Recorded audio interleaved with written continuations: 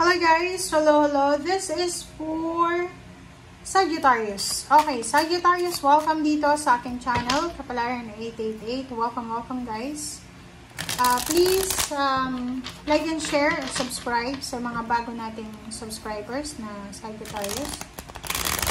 And please connect your intuition guys. Kasi this is money, career, financial reading, but general reading siya. So, pwedeng hindi mag-resonate sa'yo. Pwedeng mag-resonate sa iba, pwedeng mag-resonate sa iyo, pero hindi pwedeng. Or baka hindi pwede sa iba. Okay? Okay, first card natin na Sagittarius is Hierophant and Ten of Wands. Five of Swords. And Page of Wands. Okay. This is all about future. Wala tayong nakikita dito na September and October, Sagittarius. Kung makikita mo, this is future eh. Sinasabi ng baraha sa'yo dito na isang obligasyon. Okay? Isang obligasyon. It's either business yan. Obligasyon mo sa business or obligasyon mo sa loob ng company.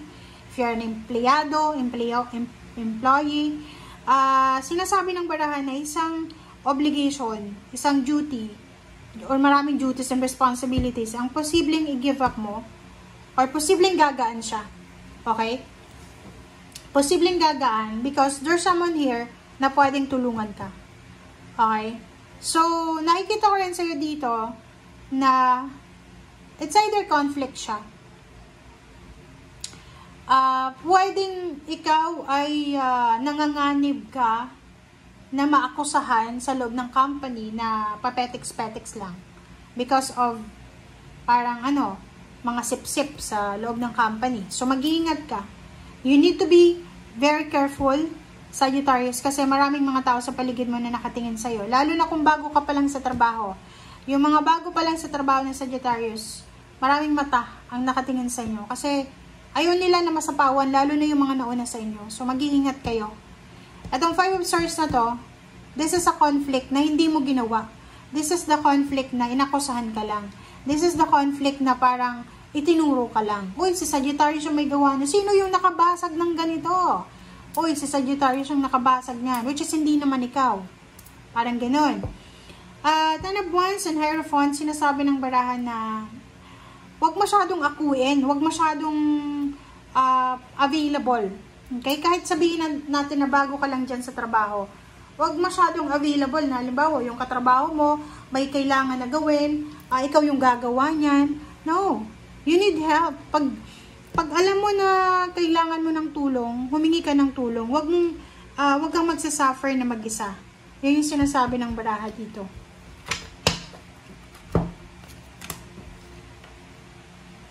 Okay, Nine of Wands. Sabi ko na eh.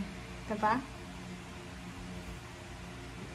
So, kung makikita mo dito, there's a two cards na mag-iingat tayo, Sagittarius, kasi makakaramdam ka ng pagod sa pag kinuha mo lahat yung obligations, pag naging available ka sa lahat ng oras.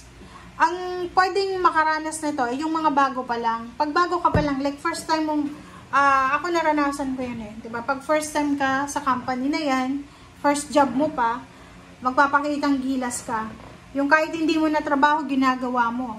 And then, nasanay na sila, end of the day, hindi mo magawa yung mga duties and responsibilities mo because ginawa mo na yung duties ng ibang tao.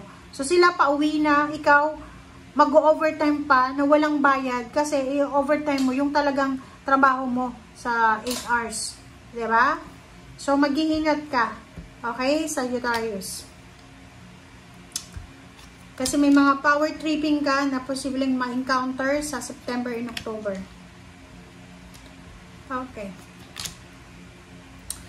Ace of Swords, Five of Wands, sabi na eh. Seven of Wands. Kailangan mo daw proteksyonan ang sarili mo. Proteksyonan mo yung trabaho mo. Kung may business ka, proteksyonan mo yung business na yan. Proteksyonan mo ang credibility mo, ang integridad mo. Kasi dito sa barahang to, possible talaga na ikaw ay mapagbintangan. Pwedeng ikaw ay pagkaisahan ng mga tao sa paligid mo because of jealousy, because of envy, because of mga ano sila parang ayaw nilang masapawan or ayaw nila na may nakakaangat sa kanila.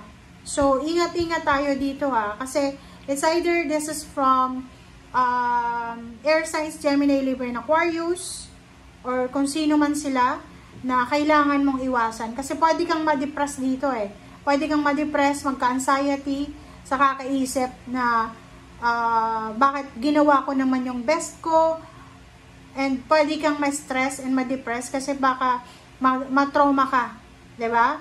Lalo na kung first job mo yan sa isang company. Alright, so next, Eight of Swords and the Empress, and last card natin dito is Knight of Pentacles. So sinasabi ng baraha mo sa'yo, Sagittarius, makinig ka. Ano man ang pinagdadaanan mo sa ngayon, ano man ang problema mo sa ngayon, like wala kang pera, may trabaho ka pero sablay yung sweldo mo.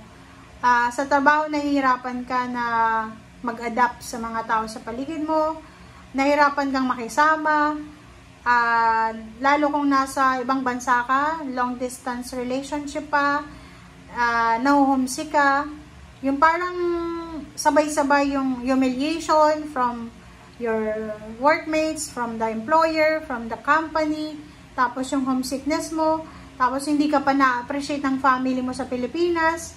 Sinasabi ng baraha dito na okay lang, okay, rest, magpahinga ka. Okay, magpahinga, iwasan yung maging negative, iwasan na mag-pray ka din. Okay, you need to pray, especially yung iba na nasa ibang bansa Wag yung wag yung babaliwalain yung problema na pinagdadaanan nyo kasi ang iba nadidepress na, iniisip nila parang hindi pumapabor sa kanila yung sitwasyon. Dito sa baraha mo, yung Empress dito sinasabi ng baraha na, halimbawa sa isang company, ay hindi yung naging maganda yung experience mo, hindi ibig sabihin na hanggang dyan ka na lang kasi marami. Alam mo ba na maraming companies ang pwede pang tumanggap sa'yo? Marami pang trabaho ang pwede mong pasukin. Marami pang negosyo ang pwede mong simulan, itry. Diba? The Empress is here. Ang Empress ay binibigyan kanya ng pag-asa, hope, and motivation na habang may buhay, may pag-asa. Everyday, pwede kang makapagsimula. Alam mo ba yung mga, yung mga Chinese, ganun sila nalulugi, tapos magsisimula ulit. Nalulugi, magsisimula ulit. Hindi sila nag-i-stay sa isang negosyo lang.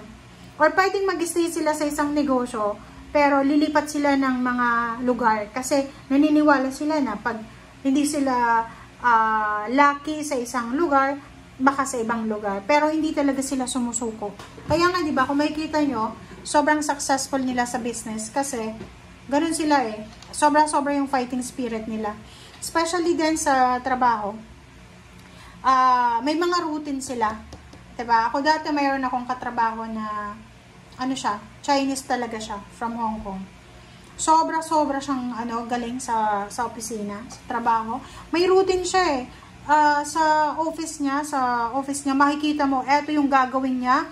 Pagdating niya ng 8 o'clock in the morning, eto yung gagawin niya. Kahit yung pag-ihi niya, nakalagay doon. Eto yung time na pwede akong umihi. Eto yung time ng lunch ko. Eto yung time. Tapos nag-exercise pa siya. During the lunch time, may 2 hours from 12 to 2 or ata yan, or 1. May time pa siya, after niya kumain, magpapahinga, magnanap pa siya, tapos may mag-exercise pa siya. Tingnan mo yun. Tapos pagpapasok siya sa trabaho, ang dami niyang dala.